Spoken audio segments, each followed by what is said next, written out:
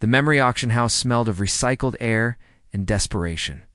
Cale Brennan stood at the back of the crowded chamber, hands shoved deep into the pockets of his worn flight jacket, watching strangers bid on the experiences of the dead.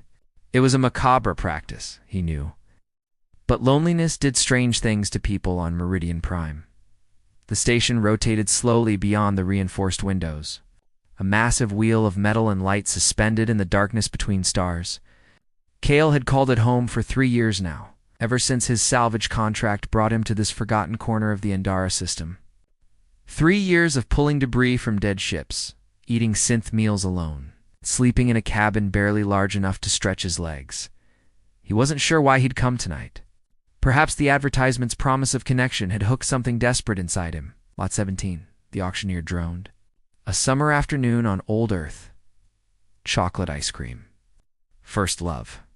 Starting bid, Cale stopped listening. His attention had snagged on a woman moving through the crowd like water through stone.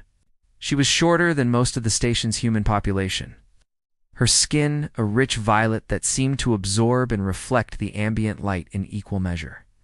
Her hair fell in waves of deeper purple, almost black.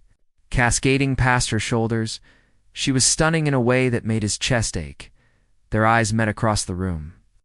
Hers were golden, flecked with silver like twin nebulas, and Cale felt something shift in his chest. The noise of the auction faded. The other patrons blurred into watercolor smudges. She moved toward him with deliberate grace. Navigating the crowd without looking away from his face, Cale's heart hammered against his ribs. He wanted to move, to speak, but his body had forgotten how. When she reached him, she stood close enough that he could smell something sweet and unfamiliar, like night-blooming flowers he'd never encountered. She tilted her head slightly, studying him with an intensity that should have been uncomfortable but felt instead like recognition. Then she leaned in, her lips nearly brushing his ear, and whispered, "Cale Brennan of the scattered stars."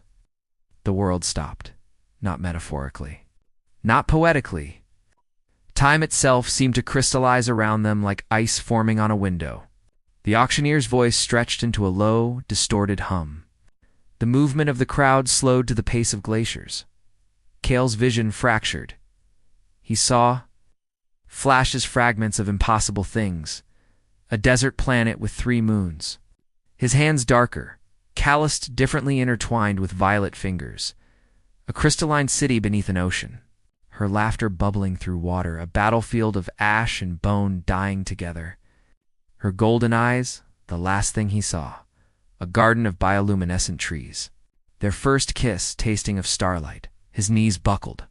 The woman Nira, though he shouldn't know her name, caught his elbow with surprising strength. Her touch sent electricity racing up his arm, igniting every nerve ending with the fire of recognition. Double quotes, how, ... Cale's voice came out hoarse. "How do you know my name?" Her expression shifted something between sorrow and hope. "Because I've been looking for you across 7 lifetimes. Cale. And you finally remembered to look back." Before he could respond, before he could demand answers or pull her close or do any of the 1,000 things screaming through his mind, she released him and stepped backward into the crowd. Time snapped back into motion. Like a released spring, the auction continued. Patrons chatted and bid and ignored him completely. And Nira was gone. Vanished as though she'd never existed at Alex, for the lingering warmth on his arm where she'd touched him, and the impossible knowledge burning in his mind that he'd just found something he'd been missing his entire life. Cale pushed through the crowd toward the exit, searching desperately for a glimpse of violet skin or golden eyes, but she had disappeared into the station's labyrinth, leaving him with only questions and the echo of his own name, whispered like a prayer, like a promise, like the beginning of everything. Cale didn't sleep that night. He couldn't. Every time he closed his eyes, he saw her Nira, the violet-skinned woman who had spoken his name like she'd known him forever. But more than that, he saw the others. Fragments of lives he'd never lived, in bodies that weren't his. On worlds he'd never visited, he sat in the cramped cockpit of his salvage ship, the Vagrant Star, nursing lukewarm coffee and staring at the station's docking bay through the viewport. The ship was old, scarred from years of hauling scrap through asteroid fields, but it was his. The only constant in a life built on? Temporary contracts and forgettable faces. Run. Facial recognition again, he muttered. To the ship's AI, negative match in station registry. The computer replied in its flat, synthetic voice. Subject does not appear in any public database. Repeating search will yield identical results. Cale slammed his palm against the console. He'd run the search 17 times already. Naira didn't exist, not officially anyway. No citizenship records, no travel visas, no digital footprint. On a station where every sneeze was cataloged and taxed, she was a ghost. The days crawled by in agonizing monotony. Cale went through the motions, accepted salvage contracts, pulled debris from the void, delivered scrap to the station's recycling plants, but his mind was elsewhere. At night, the dreams intensified.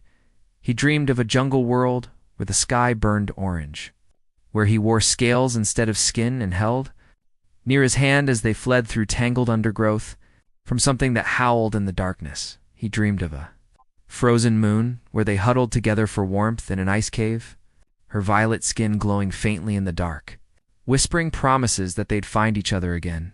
He dreamed of a city built from light itself, where they danced among towers of pure energy, their bodies translucent and radiant. Always her, always them, always ending in separation, in death, in loss. On the 5th day, Cale was running a routine inspection on the Vagrant Star's external hull when he heard footsteps echoing through the empty docking bay. He turned, wrench in hand, and there she was. Naira stood at the base of his ship's loading ramp, wearing a hooded cloak that did little to hide the violet glow of her skin.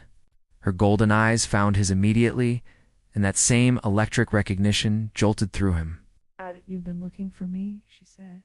It wasn't a question. Cale climbed down from the hull, his boots clanging against metal. You disappeared. You said my name like you knew me, showed me things that can't be real, and then you vanished. They were real. She glanced over her shoulder, scanning the docking bay with obvious tension. Every moment you saw, every life we shared, that's impossible. Is it? She moved closer, and he caught that same sweet scent from the auction house.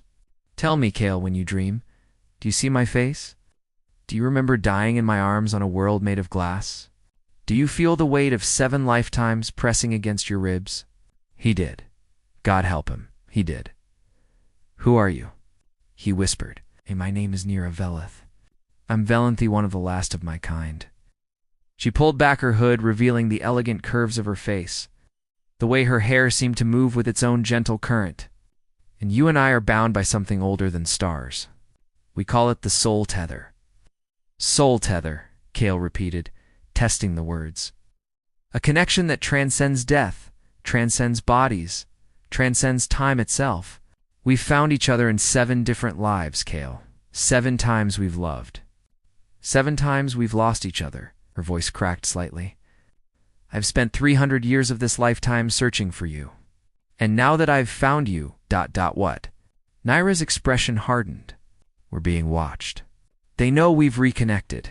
As if summoning them with her words, Cale felt a prickling sensation at the back of his neck. The instinctive awareness of being hunted. He'd felt it before in asteroid fields, when pirates stalked salvage ships, but this was different. Older, more patient. Who?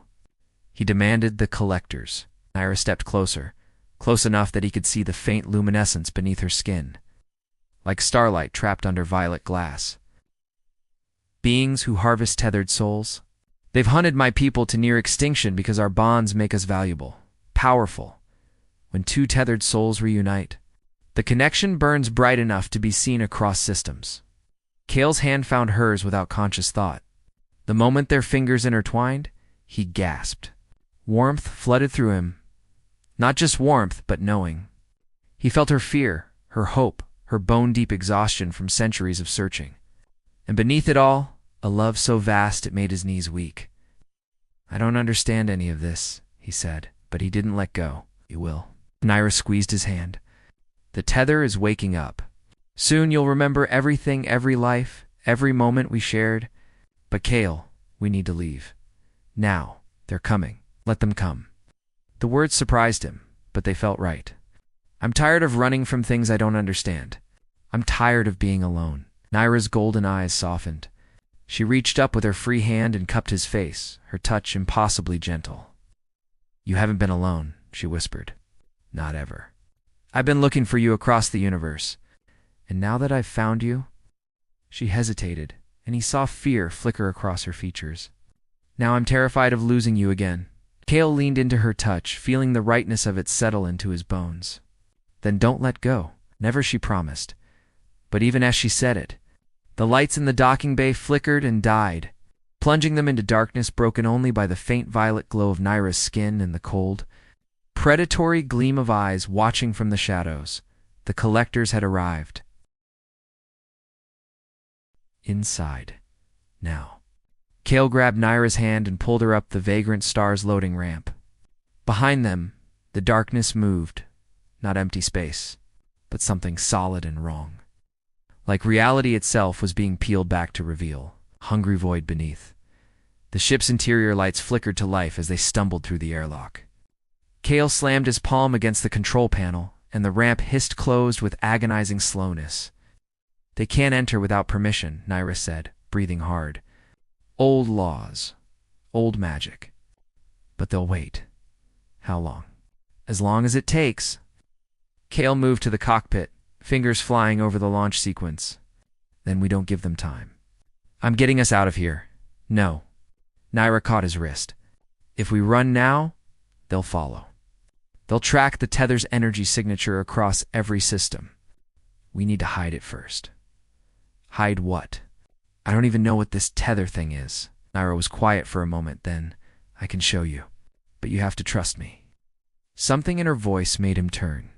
She stood in the dim cockpit light, her violet skin luminescent, her golden eyes holding depths he couldn't fathom. And despite the impossibility of everything's a dreams, the lives he couldn't have lived. The creatures hunting them from Shadow Scale found that he did trust her. Completely. He said she led him to the small crew quarters at the ship's stern. The space was barely large enough for a bunk and a storage locker. But Naira sealed the door behind them and activated the ship's privacy field.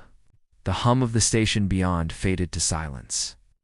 The soul tether isn't just a connection, she began, sitting on the edge of his bunk. It's a binding.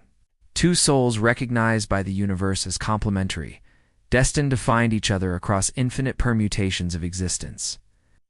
Kale sat beside her, hyper-aware of the warmth radiating from her body. That sounds like fate. It's more than fate. It's choice. She turned to face him fully. In our first life together, we chose each other so completely, so absolutely, that the choice echoed forward through every lifetime after. We're not forced to love each other, Kale. We just always do. 7 times, he whispered, remembering her words from the docking bay. 7 times we've found each other. 7 times we've fallen in love. And 7 times something has torn us apart. Naira's voice grew soft. The collectors learned long ago that tethered souls generate enormous energy when reunited. They harvest that energy, consuming it to extend their own lives indefinitely. My people, the Valanthi, had more tethered pairs than any other species. That's why we were hunted to extinction. But you survived. I ran. For 3 centuries I've hidden, moved from system to system, never staying long enough to be found. Until I felt you. She placed her hand over his heart. 6 months ago, I felt the tether pulse. Felt you wake up in this lifetime? I followed that feeling across half the galaxy to Meridian Prime.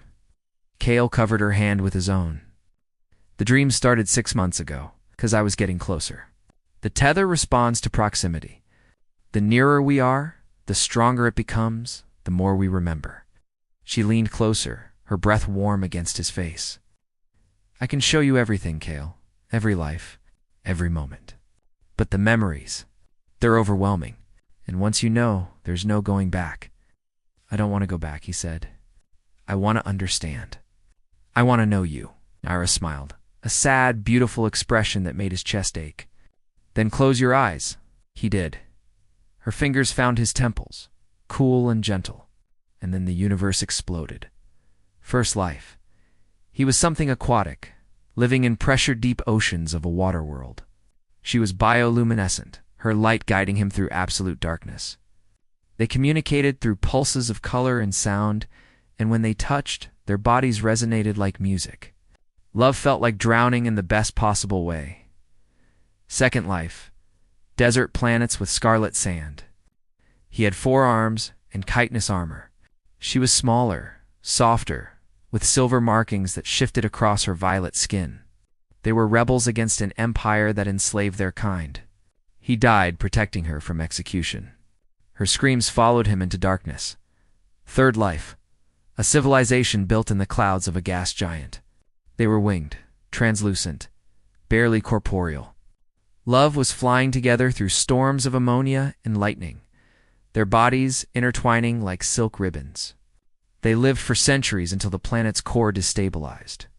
They held each other as gravity pulled them into crushing depths. Fourth life. Human, both of them. Earth, before the colonies, before the expansion. She was an artist. He was a soldier returning from war. They had 3 years together before illness took her. He never loved again. Fifth life. Crystalline beings on a world of eternal twilight. No mouths, no voices, they communicated through light, refracted through their bodies. Their love created new colors the universe had never seen. The collectors found them first in this life, shattered them into dust. Sixth life. The jungle world from his dreams. They were reptilian, cold-blooded, living in the canopy of massive trees. She taught him to hunt. He taught her to build. They raised young together until a predator took him. She died of grief 3 days later. Seventh life, a space station not unlike Meridian Prime. They were both human then too. Engineers working on the same deep space project. They fell in love slowly, carefully, building a life between the stars. The station's reactor failed. They evacuated others, but stayed behind to seal the breach. They died holding hands in the vacuum. Cale gasped as the memories released him. Tears streamed down his face, not from sadness, but from the sheer weight of it all. 7 lifetimes of love. 7 lifetimes of loss. And through it all, always her face, always her touch, always the certainty that she was home. He opened his eyes to find Naira crying too, her luminescent tears tracking down violet cheeks. I remember he choked out, "God, Naira, I remember all of it. I know." She cupped his face in both hands. "I'm sorry. I'm so sorry for every time we didn't get enough time, for every ending, for every he kissed her. It wasn't gentle. It was desperate and hungry and 8 lifetimes overdue." She made a small sound of surprise that melted into a sigh, and then she was kissing him back with equal fervor, her fingers tangling in his hair. They tumbled backward onto the bunk. A tangle of limbs and breathless laughter and tears still drying on their faces. Cale mapped the architecture of her body with shaking hands, the curve of her waist, the slope of her shoulders, the way her violet skin seemed to glow brighter wherever he touched. "I've missed you," he whispered against her throat. "Every lifetime. Even when I didn't remember, I missed you." Ira. Pulled back just enough to meet his eyes. "We're together now, finally. And I'm not letting the universe take you from me again. What if we can't fight them?" What if she silenced him with another kiss, slower this time, deeper? When she pulled away, her golden eyes were fierce. "Then we make this lifetime count," she said. "However long we have." Cale pulled her close, feeling her heartbeat sync with Heisa rhythm they'd shared across 8 bodies. 8 worlds, 8 impossible chances. Outside, the collectors waited in their patient darkness. But here, in this small cabin between the stars, 2 souls finally reunited, burned bright enough to challenge the void itself. They had perhaps an hour of peace before the ship shuddered. Cale jerked awake, Ida still wrapped in his arms, her violet skin warm against his chest. The vagrant star groaned a deep metallic sound that spoke of stress on the hull. "They're trying to breach the airlock," Naira said, already moving. She pulled on her clothes with practiced efficiency, her expression shifting from tender to tactical in seconds. The old laws are weakening. They found a way around the prohibition. Cale scrambled for his pants, his mind still foggy with the weight of 8 lifetimes. How long do we have? Minutes. Maybe less. The ship shuddered again, harder this time. Through the bulkhead, Cale heard something that might have been laughter dry and hollow, like wind through a cemetery. The maintenance tunnels, he said, pulling on his boots. There's a network that runs beneath the docking bays. Old infrastructure from when the station was first built. If we can reach it, they'll track the tether. Naira grabbed his hand, her golden eyes intense. Cale, you need to understand what we're facing. The collectors aren't just hunters. They're older than most civilizations. They've perfected the art of consuming tethered souls. If they take us, they won't. He squeezed her hand. You survived 300 years alone. Now there's 2 of us. A bitter smile crossed her face. 2 of us makes the tether twice as bright. Twice as easy to find, the airlock screamed. Metal tearing. Reality bending. Go. Cale shoved her toward the cockpit. I'll buy us time. No. We stay together. Or trust me, he said, echoing her words from earlier. I remember now, Naira. I remember every life. And in none of them did I ever let you face danger alone. She wanted to argue. He could see it in the set of her jaw, but another impact against the hull made the decision for them. They ran. The ship's emergency hatch led to a service ladder that descended into the station's substructure. Cale went first, his boots ringing against metal rungs, Naira close behind. Above them, the vagrant star groaned as something invaded its interior. There, Cale pointed to a ventilation grate. That connects to the primary maintenance network. We can cross 3 sectors before they realize we're not on the ship. They pried open the grate and crawled into darkness. The tunnels were narrow, barely wide enough for a person, thick with dust and the smell of recycled air. Cale's breathing echoed in the confined space. Behind them, the collectors flowed like liquid shadow. They're close, Naira whispered. I can feel them tasting the tether's energy. Keep moving. They crawled for what felt like hours, but was probably only minutes. Cale's knees ached. His shoulders screamed from the cramped space, but he didn't stop. Couldn't stop. Not with Naira's shallow breathing behind him. Not with the memory of 7 deaths fresh in his mind. Finally, the tunnel opened into a larger chamber, some kind of junction point where multiple maintenance corridors converged. Emergency lighting cast everything in sickly yellow. Water dripped somewhere in the darkness. Cale helped Naira out of the tunnel. They collapsed against the cold metal wall, gasping. Can't keep running, she said between breaths. Eventually, they'll corner us. Eventually, we'll make a mistake. Then we fight. With what? You're a salvage pilot. I'm a survivor, not a warrior. She laughed, but it sounded broken. The collectors have consumed hundreds of tethered pairs.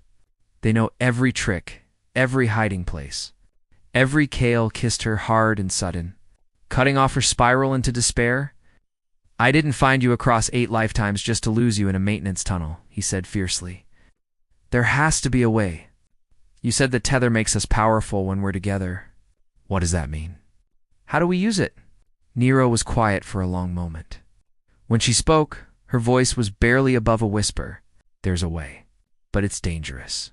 More dangerous than being harvested by soul-eating nightmares. She almost smiled.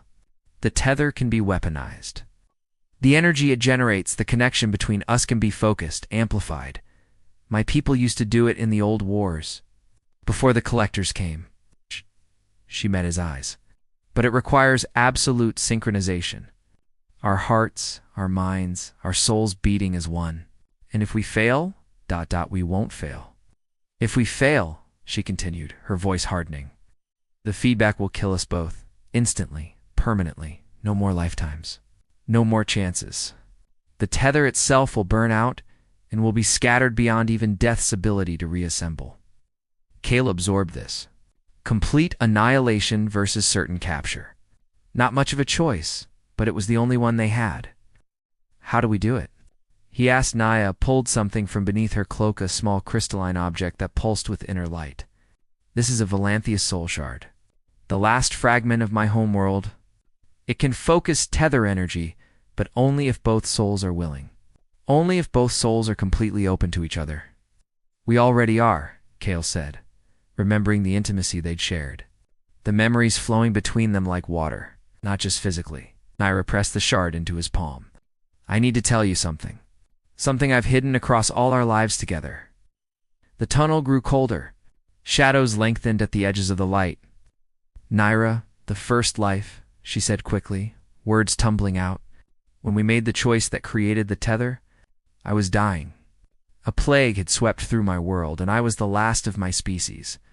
You were a traveler, something ancient and powerful, and you offered to tether your soul to mine, so I wouldn't die alone. Kale stared at her. I don't remember because I asked you to forget. Asked you to let the memory fade so you wouldn't feel obligated across all our other lives.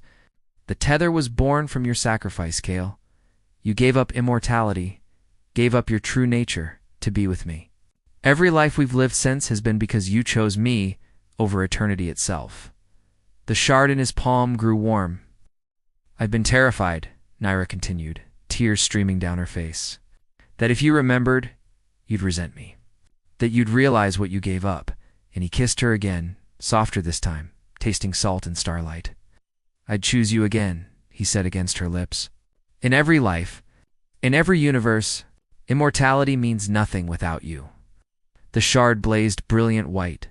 Naira gasped. Kale, your hand! He looked down. The crystal had melted into his skin, into hers, binding their palms together in light. He felt her heartbeat as if it were his own, felt her fear and hope and desperate love flooding through him like fire. The shadows at the edge of the chamber recoiled. Together, Naira whispered, her free hand finding his face. Together, he agreed. They stood as one, hands joined. The tether between them blazing bright enough to chase away every shadow in the maintenance junction. The collectors emerged from the darkness, three of them, tall and impossibly thin, wearing shapes that hurt to perceive directly. You cannot escape, one said in a voice like grinding stone. We have harvested 1,000 pairs more powerful than you. Kale smiled. Then you haven't met us. The tether ignited. Light exploded from their joined hands. Not just light, but pure concentrated existence. 8 lifetimes of love and loss, and choosing each other again and again, compressed into a single burning moment.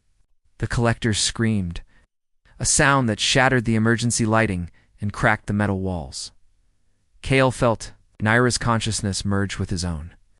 They were no longer two people, but one being, one purpose. One blazing declaration that love could not be consumed, could not be broken, could not be anything but eternal. The collectors burned. Not with fire, but with something more fundamental. They burned with the understanding of what they could never possess, could never consume, could never comprehend. They were beings who fed on connection while remaining forever separate. And faced with a bond so complete, it erased the boundary between two souls, they simply unmade themselves. When the light faded, Kale and Naira stood alone in the scorched junction. Their hands were still joined, no longer by crystal but by choice. Did we, ... double quotes. Kale couldn't finish the sentence. We trapped them, Naira said, her voice filled with awe. The tether didn't destroy them. It caught them in a loop they'll spend eternity trying to consume a love they can never understand. It's a perfect prison. Kale pulled her close, buried his face in her hair. Is it over? The collectors who were hunting us, yes. But there are more. There are always more. She pulled back to meet his eyes. We bought ourselves time, Kale. Maybe a lifetime. Maybe more. Then we use it, he said. We make every moment count. Ira smiled, truly smiled, bright and unguarded and beautiful. Where do we go? Kale thought of his salvage ship, damaged but not destroyed. Thought of the infinite expanse of space beyond Meridian Prime. Thought of a life spent not running from connection, but running toward it, together. Anywhere, he said. Everywhere. As long as you're with me? She kissed him, and in that kiss was the promise of 8 lifetimes, and the hope of 8,000 more. 3 weeks later, the vagrant star hung in the chromatic bands of the Helix Nebula. Repairs complete and engines humming with new purpose. Cale stood at the viewport, watching colors swirl through space violets and crimsons and golds that painters spent lifetimes trying to capture. Naira moved up behind him, wrapping her arms around his waist, her head resting against his shoulder blade. "Beautiful," she murmured. "We could stay here a while," Cale suggested. "Set up a scanning buoy, claim salvage rights to the sector, build something." He felt her smile against his back. "You want to stop running?" "I want to stop being afraid," turned in her arms to face her. "The collectors we trapped you said there are more." "There are.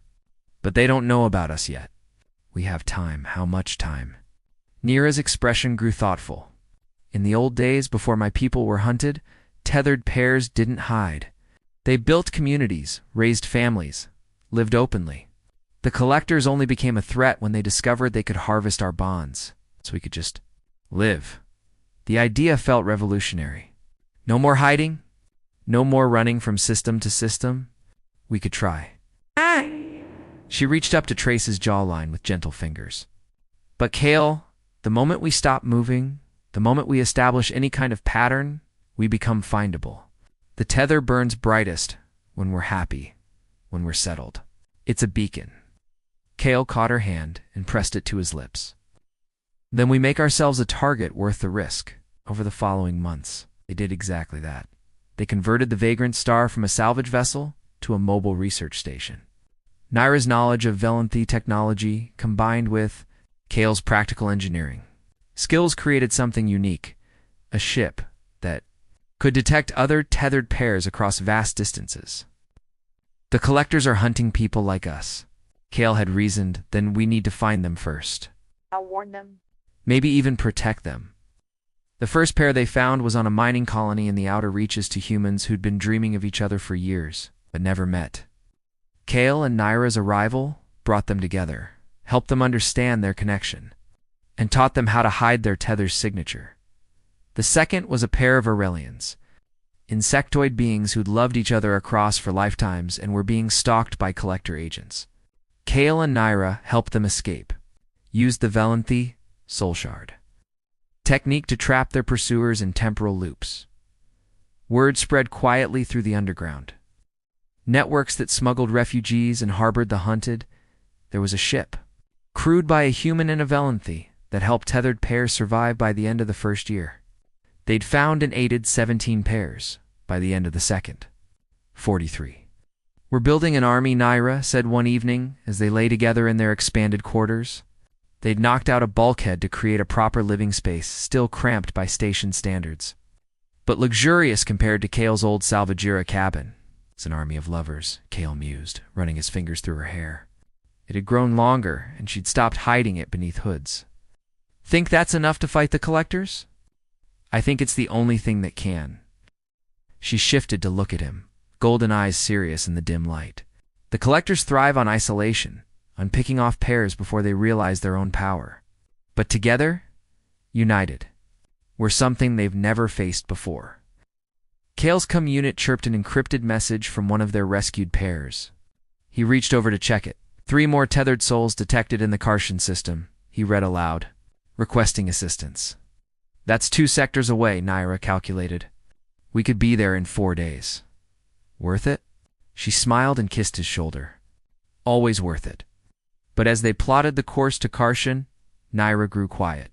Cale noticed after 2 years together, he'd learned to read her silences the way he once read star charts. "What is it?" he asked gently.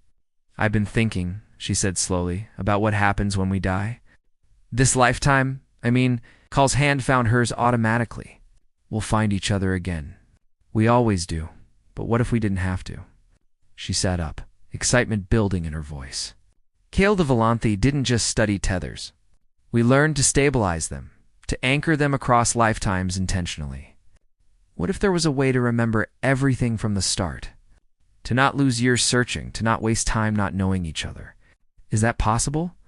Maybe the knowledge was lost when my homeworld fell, but I've been piecing together fragments. If we could find the right technology, The right combination of Velanthi artifacts. She turned to face him fully. We could break the cycle. No more forgetting. No more searching, just ... continuity. The idea was staggering. To be born with full memory of every previous life, to find each other as children instead of adults, to never experience the loneliness of not knowing what was missing. What would that cost? Cale asked, because in his experience, miracles always had a price. Naira's expression sobered. I don't know. The records are incomplete. But there's a place, the Velanthia archive, hidden in the drift beyond charted space. If it still exists, if it survived the collector purges, it might have answers. Then we go. The decision was easy. Everything with Naira was easy, even the hard things. It's dangerous. The drift isn't mapped for a reason. Ships go in and don't come back. We've died together 7 times, Cale pointed out. What's one more adventure? She laughed, that bright, unguarded sound he'd fallen in love with across 8 lifetimes, and pulled him into a kiss that tasted like hope and starlight and home. They left for the drift 3 months later. After helping the Karshen tethers and establishing a network of safe houses across 12 systems, the rescued pairs would continue the work in their absence, finding and protecting others. We started something bigger than us, Naira said, as they watched Meridian Prime shrank in the rear viewport. We started it together, Cale corrected. That's what makes it work. The journey to the drift took weeks.